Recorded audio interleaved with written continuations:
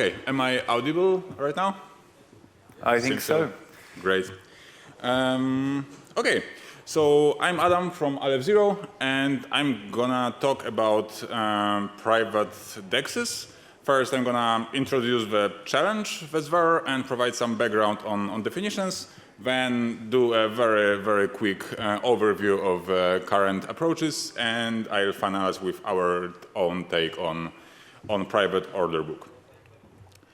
So first, like conceptual definitions here. So there is a difference between anonymity, privacy, and pseudonymity. Pseudonymity is basically what we kind of have as given in most of the blockchains. Means that we don't usually write our own name there. We rather have addresses which are serving as pseudonyms. So of course, this is how it works on Bitcoin. This is how it works on Ethereum and most other chains. So whenever there is an on-chain transaction, we see just that some tokens have been sent from one address to another. And of course, there is the entire business around tracking these addresses and assigning to individuals. Then there is a next step, which is called anonymity.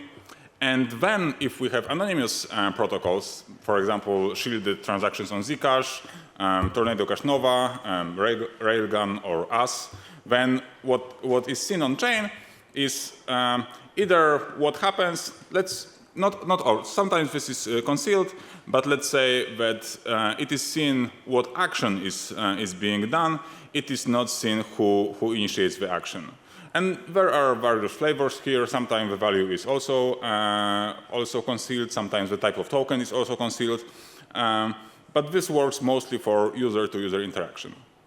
And privacy is basically concealing everything. So the only thing that is visible on chain is that something happened. No one knows what happened.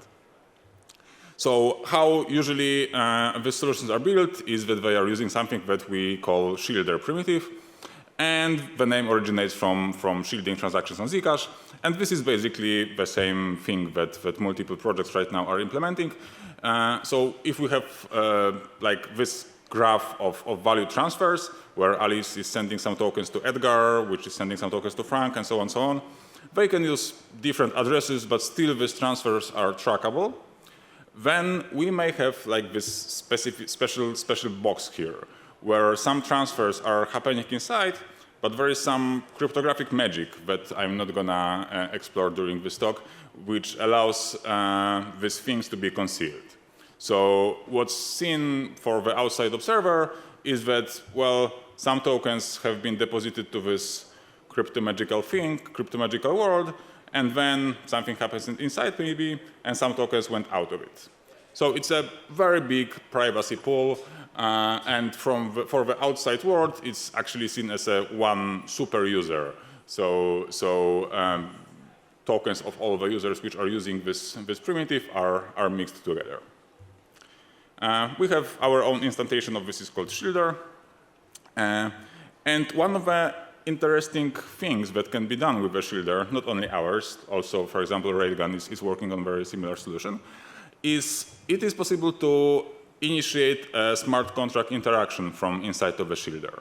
So then how it looks like is that we have a normal, transparent, public, decentralized exchange. It may be a fork of Uniswap or actually the original Uniswap. So we initiate the transactions from inside of the Shielder. So it goes out of the Shielder, so everyone can see that from the Shielder, the transaction for example, 1 Ether have been initiated. It has been changed on the DEX for, let's say, 1,800 DAI, and then it goes back to the Shielder. So that's the information that the entire world sees. What's not seen here is who actually initiated this action. So there are multiple users of the Shielder, and they are effectively mixed together. So this gives us anonymous exchanges. So as I'm referring to the slide before, it's not private because everyone sees what actually happened. No one sees who initiated it, so no one sees who was the trader. And once again, this is just a regular DEX. It doesn't need to be like privacy-enhancing DEX or anything like that. Shielder is already privacy-enhancing enough to be able to integrate with normal DeFi. So Right now, the challenge that we're tackling is concealing this thing. So what happens? Here it's not private, and it would be nice to have it private, especially in case of order books, because oftentimes when the order comes to the exchange and is published, it causes a market to react even before it is starting to get filled. So what we're trying to do is to create such an order book where anyone can put the order, but without causing market to react instantly. And it prevents order front running and things like that. So mostly these are economical positive consequences of concealing this, as anonymity is something that we had anyway. There are two flavors of doing this right now. So the first one, which is perhaps more straightforward, is peer-to-peer. So these are protocols such as, for example, Renegade Finance. And they are based on the idea that the trader, which is trying to exchange some tokens, he's connecting to other potential traders and running some kind of a private protocol to see whether they are a match, in the sense that they can trade with each other. So they initiate like cryptographic Tinder-like interaction, where like if they are willing to trade opposite sides of a pair, then they get informed about it and they actually initiate this private swap. And if they do anything else, they doesn't learn anything about their intents. They just see that there is no match. So it's good because it gives full privacy, at least in theory. I'm going to say a sentence about it in a moment. But it's slow and expensive. So basically, user who wants to trade anything needs to be constantly online and constantly connect to these other peers searching for the matches for this particular trade. So what actually happens in most of the protocols, and specifically in the Renegade, is that these traders are having relayers which act on their behalf. So there are specific parties called relayers, and trader needs to reveal all their intentions to the relayers. So here we are sacrificing some privacy because this relayer network, they do have information about all the orders, but well, the user experience is unmeasurably better because users doesn't need to stay online at all times. So it's kind of adjustable level of privacy, but the protocol in any case is pretty slow. And there is another way, which is, let's say, aggregated reveal way. And the idea here is that we are having the orders encrypted, but then we are creating batches of this order, and we are decrypting the entire batch. So this is connected to the concept of differential privacy in a way. So the individual order or individual intent of a single user is never revealed. The only thing that is ever revealed is the aggregated intent of bigger group of users. So it definitely offers better UX in the sense that user needs to do just one action, generate some cryptographic thing on chain, and then this thing will be processed by the system. It's much faster, and it scales much better, because in the peer-to-peer network, the more peers, the longer you'll need to wait for your trade counterparty. This approach doesn't have this problem. It has limited privacy in the sense that, well, yes, it does reveal the entire batches. It can be improved by some heuristics. For example, it's possible and pretty cheap to just put fake empty requests into the order book. So the actual order book is made up of mostly empty requests and just few non-empty ones. So then each of the aggregates is pretty big with only few actual users. But well, anyway, it's definitely privacy is more limited than in peer-to-peer, this perfect model. It's good enough to provide this economic benefits though. So the last thing I want to show is our kind of architecture, or the draft of our architecture, as in fact system is a bit more complex than what's written here.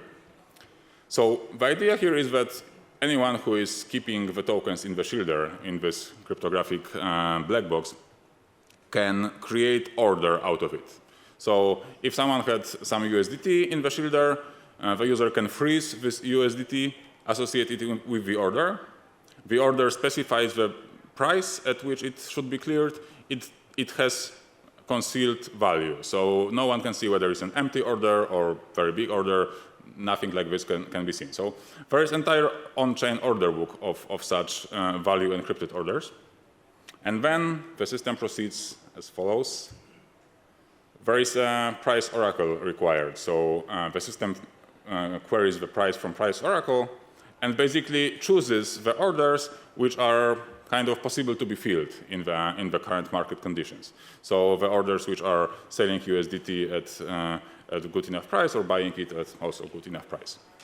So these things, they are encrypted on chain. So this is homomorphic encryption and they are aggregated into one batch. So the one batch is like, there were, let's say in this example, 2 orders. So they are aggregated into one request, which has just the sum of the values. And 3 requests from the other side are aggregated into one, where they also have just sum of the values. Then, this is the only thing which gets ever revealed in this system, which is the aggregated batch. So now we see how many tokens are meant to be traded one way and how many are meant to be traded the other way. Then this is interesting economic optimization, where actually doing in-batch trading, like inside trading, is the best thing that can happen to users because this is outside of the normal market, so no front running can apply here. And users are exchanging tokens at perfect prices because they have been just matched to the counterparties. And the rest of this is just regularly traded and goes back into the shielder. So like summing it up, the entire flow is that the user puts a value encrypted request and just waits until it is traded. The request itself is never revealed. The only thing that is ever revealed is the entire batch into which the trade was aggregated.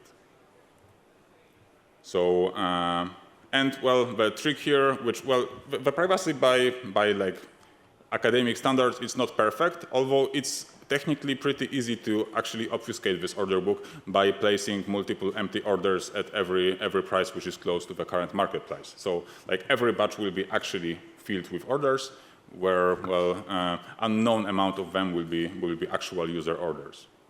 And it has this economic benefits of adding this privacy that some of the orders are in batch, so they are just matched with the counterparties at perfect prices. So that's all for the talk. If anyone has any questions, I will be super happy to address them.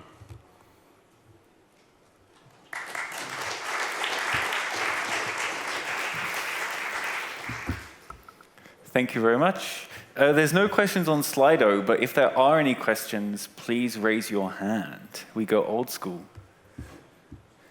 Yeah, one in the back. Which one? Oh, there you go. Does Shielder have any compliance features? Does it have compliance features? That's a very good question. So right now we're working on a zero-knowledge ID system. So basically we are focusing very much on ID that is user-controlled. So we will not have like any kind of master key where any third party can reveal anything. What we want to do is to allow users to produce proofs of statements such as, I never did a deposit from any of these addresses which are on-chain, let's say, blacklist or sanctioned oracle or things like that. So right now, the protocols for doing non-inclusion proofs, like snark proofs, are getting much better. So this is the solutions that we're following rather than having this kind of master key.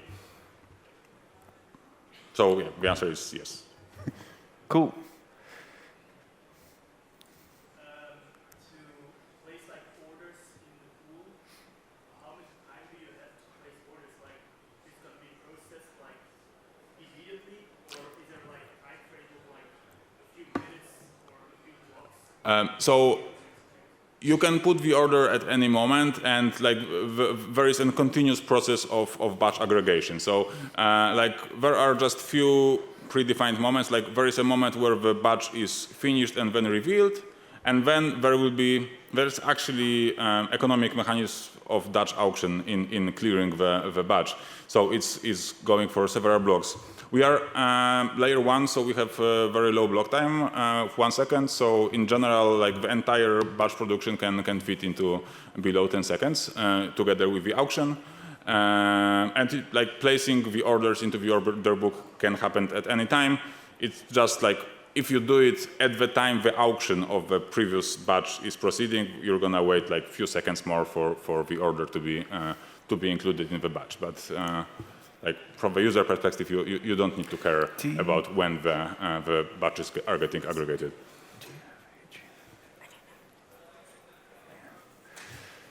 Cool. Any more questions? This is the last chance. Okay, well, thank you very much. Thank you very much.